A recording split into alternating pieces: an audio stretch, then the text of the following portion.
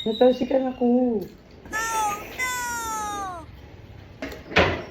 Ang sarap ng kifay.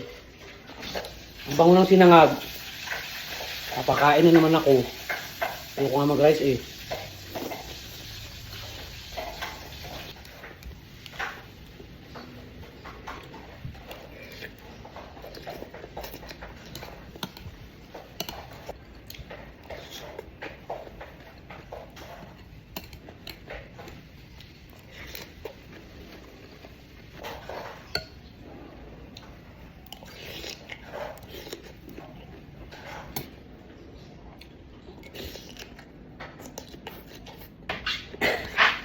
Ayun, mag-diet-dietan muna tayo ngayon for this video.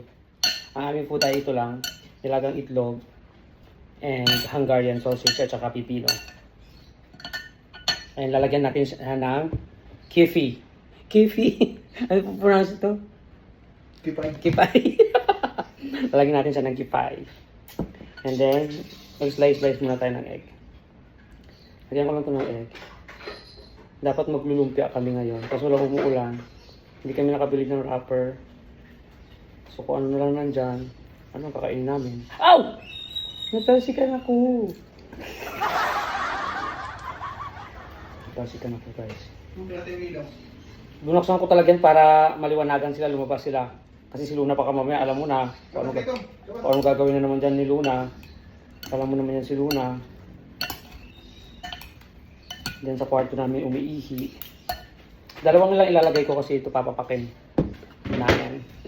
Pero si Cody, mag-rice siya. Kifay. Lalagyan natin yung kifay. Tama, lapit na. Ay, ano ito? Yeah. Isang mo ito papapanis. Ha? Isang mo. Bakit? Papapanis. Yung bahaw? Yung na mga bago dito. Wala pala sa Ang sarap ng kifay.